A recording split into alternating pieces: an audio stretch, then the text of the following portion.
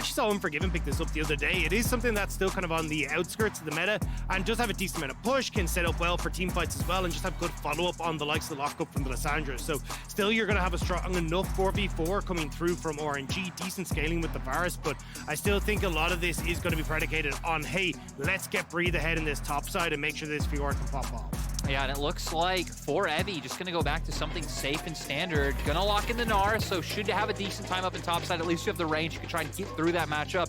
And DFM, I mean, they've completely signaled, right? They are playing 4 5v5s. You don't expect to see any early shenanigans coming out from them and trying to match into what RNG have done so far, and probably looking to pick up another, engaged source in the bot side. Yeah, Leona. That was the big one I was going to say, especially when you're looking towards the Varus on that bot side as well. Having the Solar Flare, short range AD carry, Leona just suits super well, and you've got great all-in. So now I'm curious to see what Ming is actually going to go with on this bot side. Could end up going back towards, honestly, someone like the Tam Kench. Yeah. I think that's going to be your best bet to just try and keep people safe here. I mean, whenever you see somebody like Varus or like a Aphelios or any of these AD carries that do not have built-in defensive mechanisms, Tahm Kench is just one of their best buddies in the whole entire world, right? He can keep you safe, he can keep you protected, he can get you away from those solar flares, from those Sejuani ultimates, from those Mega Gnars, and get him to a spot where he can deal the damage. Yeah, and now for RNG, I mean, the first thing that comes to mind, right, is wanting to play through sides, with the fact that they have that Fiora. Also not having a huge front line, so team fights can be a little bit dicey. But even when they ever want to start any of their own action, like go on a turn, or maybe you found a pick and now you want to force, a lot going to be on the plate of Xiaohu. But that's the way they played coming into summer, right? When we saw the meta kind of shift away from engaged supports, Xiaohu was the one that stepped up and took that mantle on picks specifically like the Lissandra. So I'm expecting big things again from Xiaohu to be able to try and play that style, and we'll have to see exactly how RNG are going to try and play it this early game, because it feels like, again, they need to get these leads or you just fall victim to the team fight of DFM. And guys, I've been on the desk with Jat every day, and Jat's been making a lot of references to like obscure sandwiches, peanut butter and bacon, which sounds fine to me, or other things. To me though, Jat, if you're out there, DFM have the PB&J. This is like the most standard, 5v5 team fight comp. You have a solid front line, you have a ton of DPS. You don't expect a lot to happen early on in the game. If it does, maybe I'd expect it to happen more around bot side, because you do have Tristana, so you do have some all-in threat there, but it seems like DFM have just covered their bases overall with their composition. So do we feel like we're going to get more of a game one type of early game, no first blood till 10 minutes type of play, or what's the expectation here with these compositions? I think it's really hard to say, because the biggest problem that I see is that like a lot of this is going to hinge on like Xiaohu and Wei trying to work together again. But very similar to game one, it's going to be hard for him to get out of lane. Like Azir gets a ton of pro against Lissandra. Very hard for Lissandra to actually get access to those sides. So I think it will be a case of DFM having that time to get to a mid game where they're happier to fight, and just having Utapon continuously pushing bot lane, Yaron continuously pushing mid, and just trying to play through the push you have across all three of your lanes. Alrighty, let's rock and roll. Let's do it. We've got RNG with teleport on both of their solo laners here in this one, so that they know that they're ready to go here and answer whatever might be going on across the map. Also spellbook there for Lissandra, nothing too wild. Showing up across the loadouts for anybody. Both AD carries going to be rocking the cleanse here in this one because of the amount of CC, especially point and click type of CC available on both sides. And the thing I'm looking at now is I feel like RNG are going to have to put a lot into playing around topside. The fact that Brady didn't take the flash for DFM, they now have a point to pressure up in top as well. Like you said, Steel gonna have this CC to come through. Hart might be able to find some movements as well, because not a ton of threat coming down in bot lane as Breathe not gonna feel too threatened early on, but still a nice trade for DFM. Yep. Just going to get a little bit of HP off him up there, but it's not like either top laner really had to do a whole lot of anything. No summoner spells used, no potions consumed.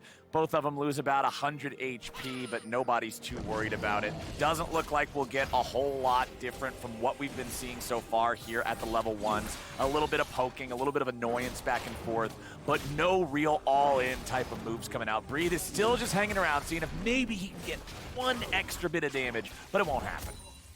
I mean, it's not like he's going to be able to do too much in this top side anyway. Evie should have control there just with the range advantage. We'll have to just try and play back from Breathe, although Breathe trying to see if you could do a little bit to zone him off. But again, you should have just push across all three lanes here, working relatively well for DFM.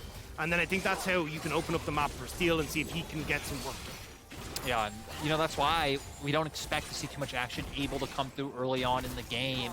Definitely some setup there. You talked about especially for Xiaohu having that CC to set up for four-way. The problem is Yaharong on the Azir has the mobility to get away. And then when we look at Steel, we talked about no flash on Breathe, but pathing down towards that bottom side first, though, we might get the workings of the mid-jungle. Ooh, we could get a nice spicy bit of early gameplay here, or we could get some smoke and Azir standing still.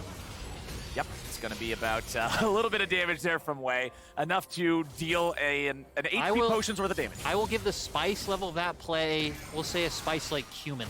Yeah, that was not a whole lot, but now maybe they're able to spice it up. Flash into the stun. Over the wall goes Yaharong. Xiaohu's here with a follow. They don't have enough damage. That was wacky. He did so well to respect the first game. Gank walks right up. I mean, Wei was waiting around, but still didn't have enough time to get like halfway through River, even if he wanted to. Yeah, really weird that they end up committing that much to mid lane as well, because they ended up losing a lot of the pressure now that they could follow up with that flash being burnt on Yaharong.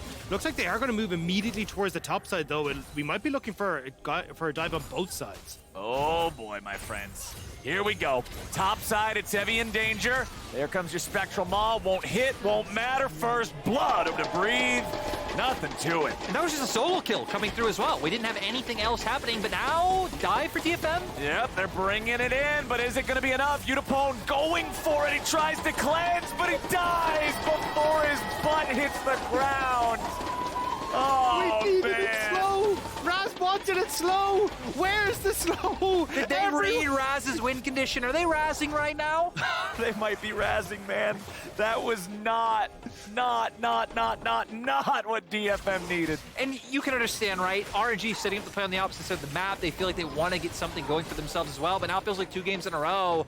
A dive from DFM only coming to set them behind. RNG now gets the wave pushed in. Doesn't seem like Udapon will lose out on too much, but still nice advantage going for, honestly, RNG on both sides of the map. And that's the thing. I mean, look, you do win on top side for RNG, which is why I think DFM felt the need to make that play, but you really didn't have to. I mean, Udapon was going to be able to slowly chip away at these turrets. He would have gotten those plates. You actually could have then tried to play up to Tristan after she got advantage. I mean, look, Udapon's about to get one for himself here, right? But Ming does a good job of baiting DFM underneath the tower.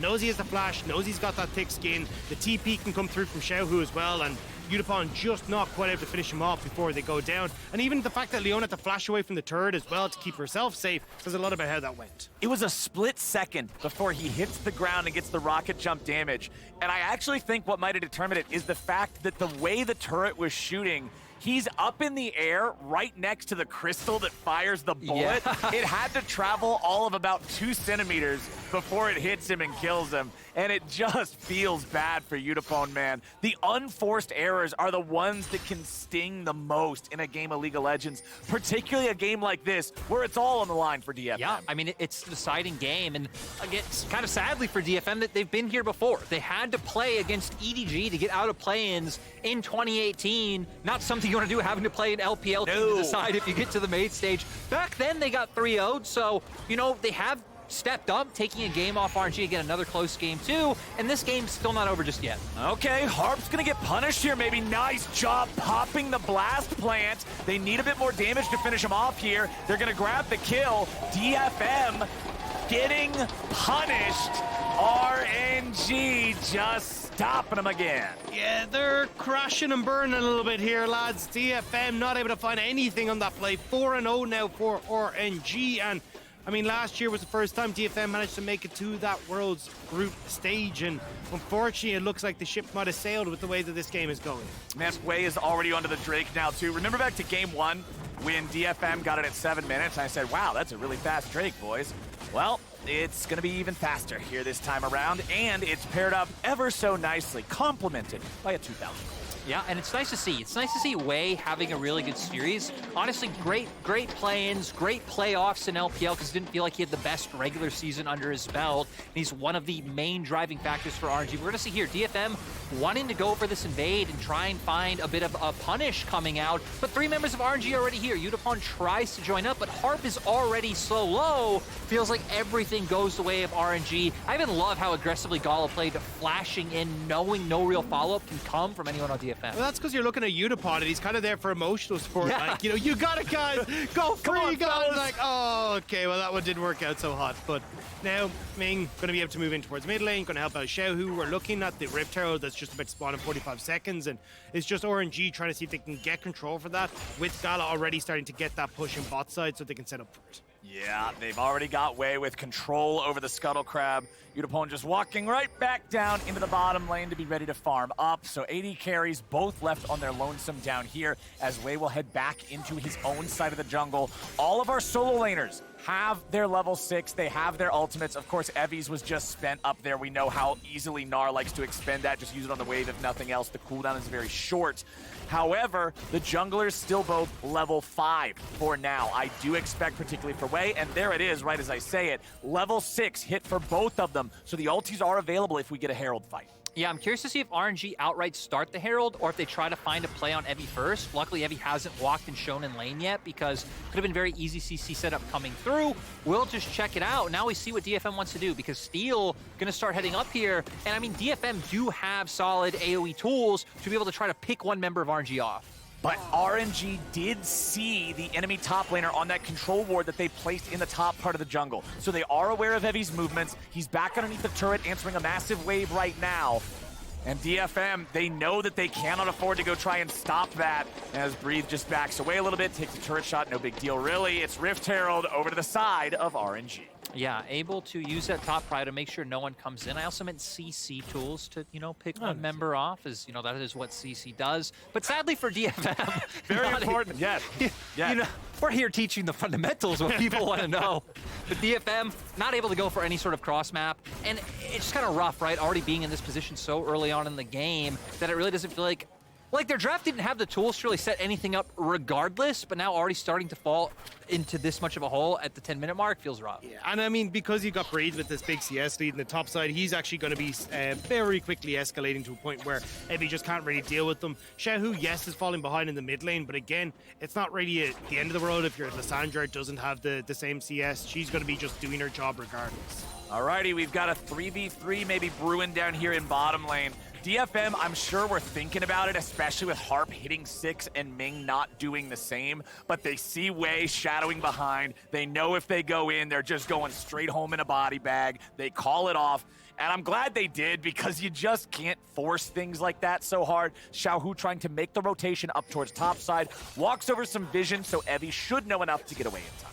Yeah, and the fact that we see him about to mega as well. Breed's already been chunked out a little bit. I like they don't go for that. There it is. They're going to blow up Ming, or are they? No way he gets out of this one. He uses the stasis. Unipone dies, and DFM's hopes are going with them. Wei wants to grab another one. The piercing arrow right through Steel's heart. The reset champion into the reset champion. That should be illegal. The amount of distance he got to carry there to finish off these members, and we're still going. Oh no, it's a disaster. Wei gets kill number 7 for RNG. This game is a slaughter. If you have young children watching, tell them to avert their eyes because this is some violence on the Rift from RNG. RNG just scaling up into the series. The most dominant early game they've had so far. Dag, I'll even take this one, but like you said, Wei getting from where he starts to where he ends is crazy. And the fact that Ming gets away. Like, I don't even see a health bar there. He's just shield. And then as Unipon goes in, he end up seeing the stopwatch come through perfect. And this is the reset champion into the reset, into the follow-up, and then it's just get it off my screen. It took him like 5 seconds to get from where he started to where he ended. So yeah, Wei, once again, 3-0-2 on the Viego. Oh no. Oh no. Harp. Oh no, they're just gonna spit him right back out. Gobble, gobble, gobble, gobble, gobble, gobble, gobble. Gobble, gobble, gobble, gobble, gobble, gobble, gobble. They're just screwing around. They're having a good time. There's 3 wards invested onto that blast code to stop Harp from there we getting go. away. There we go. 8-0. RNG is just having fun with it at this point. Breathe. Nice repose. Nice dodge. This This is why you can blind pick Fiora. Breathe just goes right back in. He wants to box with him a little bit. I love Breed just playing right in front of them the whole time, just baiting their attention, maybe trying to get Steel to overstay, but DFM knowing they have no opportunities. I feel like that level of swagger and daring is exactly whoever designed Fiora. Get Fiora's champ designer on the phone. I want to hear, like, this has to be what they were envisioning for playing with your opponents and dancing around them as he does it again and again and again and again. And now Yaharong trying to get himself away, but it ain't gonna work too well. Or is it? Harp going into block Xiaohu as Yaharong, there it is. Spectral Maw flies out, Wave flies in.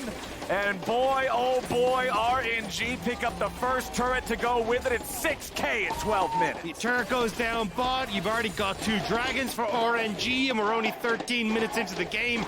This is the level that RNG were expected to come in at, and finally, they're showing their true colors in this series. Now, Breed's going to start putting pressure onto this top lane turret as well, picking up at least one, if not 2 of these plates before the turret plates fade. Yeah, looks like DFM, though, going to try and find the pick. Can they do it the third time? Okay, this time they brought 3 dudes. Can Breathe escape all 3 of them? He goes back in. He reposts a whole hell of a lot of CC, but he's got very little mana left to work with. He tries the lunge yet again, and finally, through hell and high water, they come for him again and again, and they get their man, DFM, on the board. DFM finally have something to show for. Still not in the best of places, and now I'm hoping, maybe Ming will scold him. Earlier we were talking about how Xiaohu and Ming are the mom and dad. They've said Xiaohu is like the supportive, emotional, let's go guys, and Ming is the one who, brings down the fist when anyone steps out of line. I imagine that's what happened after game 1 as well. You would have to think something like that, right? One's the parent that's happy you got an A, the other's the parent that says, well, 96 is all right, but what about the other 4? Exactly. So RNG having to live. I say it because my mom was like that growing up. Love you, Mom, but we both know it was true. Let's see. Can Evie get away from this one? Yep, he's good. Oh. He's good. DFM, you take those. In a game like this, you take those. Both top laners showing their experience in dodgeball. I love it. I love it. But RNG still being the ones to keep pressure top side. Surprised that they aren't going to overcommit. But I guess no one from DFM really showing on the map. We can see Yaharong right now picking up Krugs. Harp not even walking out from base yet, so not wanting to overcommit for that objective. Yeah, taking it slow across the map. I mean, you're going to get the Rift Herald here anyway, so they're pretty happy to just take the objective and leave. Breathe should be fine now to start moving down towards this bottom side. Xiaohu will be able to put pressure on towards that top tower and have a little bit of that escape with the Ice Claw to keep himself in check. So overall, again, RNG just going to dot their I's and cross their T's, make sure they're able to get all these outer turrets down. And this has kind of always been the way with RNG, is they'll get these leads, and it's this slow, steady suffocation that just is horrible to be on the receiving end. I don't feel like any sort of suffocation in a game of League of Legends is what you want to be a part of on the receiving end here for DFM. But man, it's been so tough here in this game.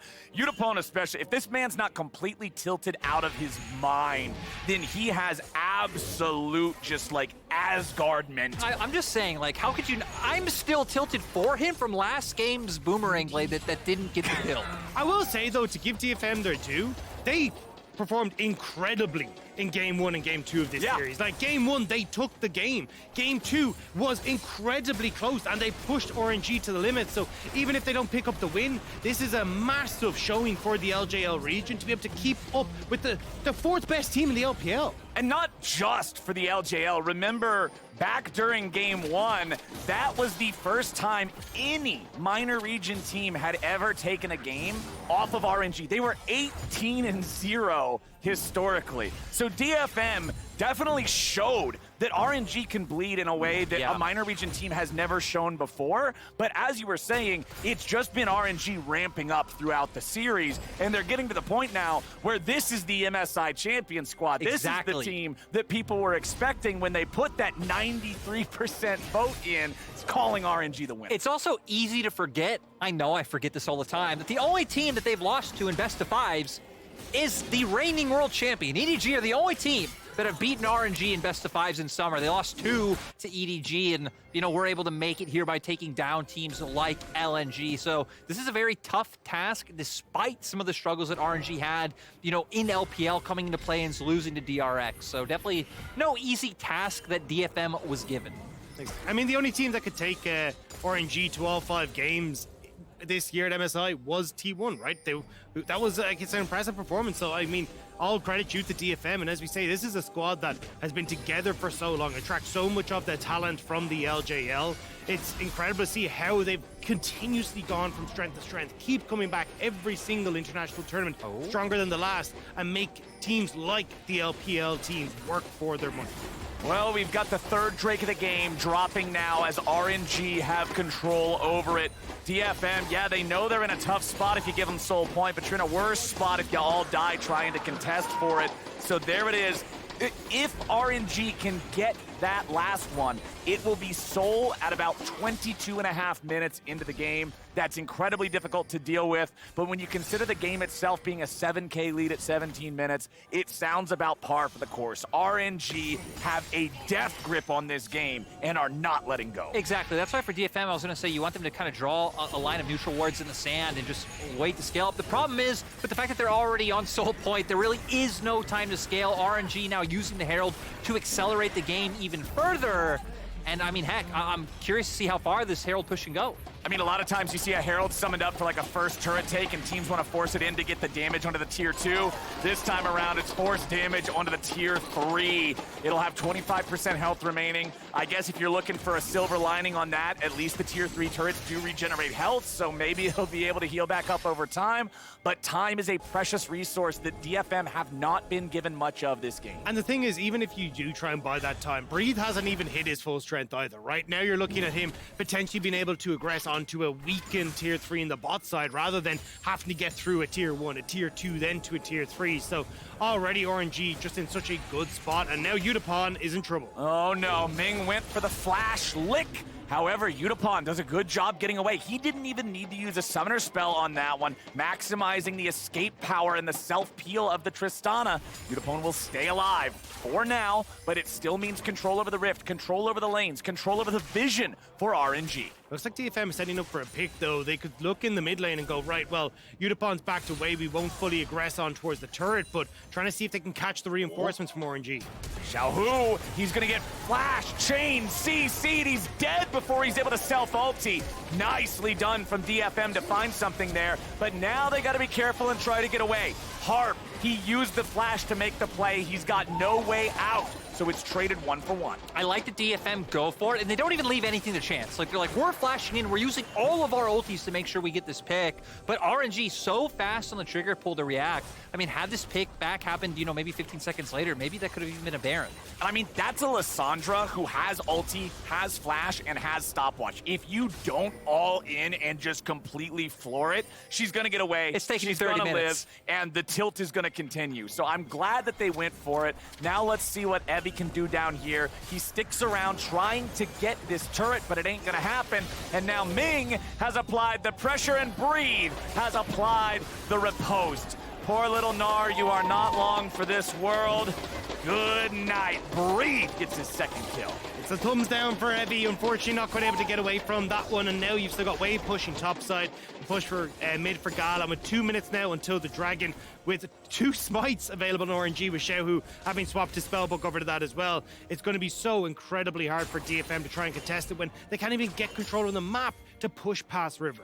No, incredibly rough. And, for RNG can keep just applying that side lane pressure with the Fiora. The thing now, though, is they don't have those TPs available, so could be quite risky for them to over-index. I don't think RNG have a lot to be afraid of in terms of DFM going for any sort of crazy Baron sneak. Like, RNG might even be able to take a 4v5 with the amount of lead they have, but still gonna have to be on RNG's mind that they don't have that TP for Breathe. And RNG have a smooth sailing game ahead of them, barring any major malfunctions in the next couple of minutes. 75 seconds here on the Soul Drake for them. The Baron is already up. Very rarely in League of Legends do you just get to hard force Baron at 21 minutes if you want to, but are you sure? RNG could very easily do that here in this one. See, this LPL? Uh-oh, boy. We do that all the time. Oh, boy. We do that all the I feel like I'm time. failing the test That again. was like the top esports FPX special. I feel like I'm failing the test again, my friends, but it's DFM who are the most worried among all of us as Evie tries to get away from Breathe. The rest of RNG are just going to fall back a little bit. They're making sure they don't get caught out. Run, Evie, run. Run, Evie, run. Run, Evie, run. Run, Evie, run. I don't think he's going to be able to run much further. Breathe's even going to get the reduced cooldown there on the launch. Heart will go down first in the 4v4 back in mid as Breathe finishes the kill on Evie. RNG just ain't showing any signs of stop. No, they're just, again, running this game over, which feels like a good time to remind people that, I mean, if RNG win this, we already know what group they're going into in the group stage. They're going into Group D. They're going to be playing with Gen G, Flying Oyster, and 100 Thieves. Gen G, a lot of people have them as the tournament favorite, so, you know, you do have that opponent, but also I'd say two other opponents that people would view RNG favorites over, 100 Thieves and CTBC Flying Oyster. So I feel like for RNG, should be feeling pretty good about this win and then heading into the group they're going in. Man, there's the Soul Drake right there, uncontested, in the middle of nowhere. Two dudes just beating the snot out of it. Look, DFM just don't believe in Drake violence any longer. I do respect it, you know? They're repenting for their sins against the Drakes. Yeah, I mean, I don't know how many Drakes there are in, you know, Runeterra lore, but I'm assuming they're not Well, infinite. there's so. 5 of them. There were 6, but he was BS and we had to get rid of it. Well, he's coming back, though. He's coming Well, back next year. That's in the future, Lord. This is, oh wait, no, actually there's 6. I forgot the Elder. He's like the Super Drake. Though. True. Either way, there's not a whole lot of them. RNG is thinning the herd. They've already killed 4 this game. They've got the Mountain Soul at 23 minutes. Well, on top of an 8K gold direct lead, and now you can see them setting up around the Baron here. I would expect this to be the type of game where you get one Baron, you deathball it down whichever lane you prefer, and you win the game. Yeah, I don't even know if you need the Baron, to be perfectly honest. It feels like RNG are so incredibly far ahead, but they are set up here. They have Breathe on the bot side. If anyone ever shows up to try and deal with Breathe on that bot side as well, that's just going to be the go button for RNG, and that's realistically all they're trying to achieve here is dragging DFM around the map, because honestly, even if it's Yaharon, I'm pretty sure Breathe 2v1's Evie and Yaharon right now. Oh boy, well, we're we gonna might find just out. be able to figure that out, my friend. Evie is about to die. Xiaohu killed Yaharon while he tried to teleport. They caught him. And that's both solo laners gone. And now it's just going to be the Baron for RNG. Breathe doesn't even have to come, so he can keep putting the split push pressure down in the bottom lane. And RNG still just winning out on both sides of the map. Unfortunate, because even though DFM are at this huge deficit, I thought, okay, well, if RNG kind of just mess about long enough, we do see items coming online for DFM's still amazing scaling comp. But now with the Baron, it doesn't seem like we'll get there. Breathe is level 16, Harp is level 9. It almost takes 2 Harps to make a Breathe, and they do not want to go anywhere near this man. Breathe jumps in, Udapone going for a couple of auto attacks. Riposte flies out as Harp goes for the flash. Stun, into the gun, and there it is. But it's traded across the map for steal. It's the stun gun 1-for-1. Xiaohu even gets the top side as well here. It's all over for RNG, just picking up things right, left, and center. Even with one pick coming back, Breed still got Evie. They still got the Baron. And look, it's a nice little bit of gold in the back pocket for the AD carrying Udapon, but not going to be enough. Now we're going to see, right, Udapon trying to go help and show us if they can win that 2v1, but Xiaohu and Wei say no, get that pick, which leads to the Baron going over to the side of RNG.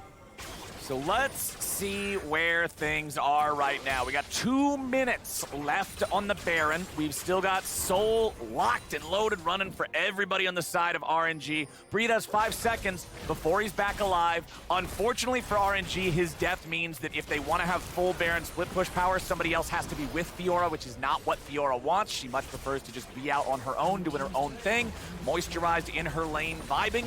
But that's not the case. RNG is going to continue moving through the enemy jungle, bounce back and forth, control the vision, make it dark, make it scary, and make it so DFM doesn't know where they can walk. Breed is back up on the top side. He has no TP, but I don't think RNG is really too concerned about that. 4v5, they've still got more gold in combat power. And that's why Breed TP topside. He wanted to make sure that he could actually get the push right as this bot wave is going to collapse as well.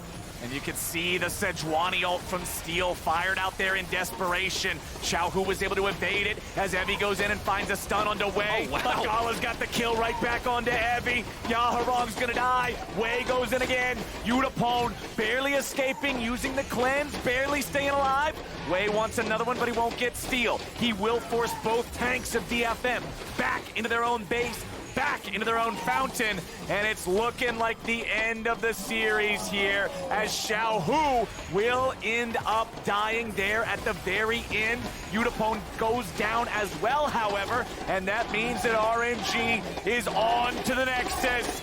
DFM tried their best, but RNG will take them down and punch their ticket to the main group stage. The MSI champions, you never doubted them getting through play-ins. There were some hiccups, lost to DRX, lost to DFM in this series, but I think overall,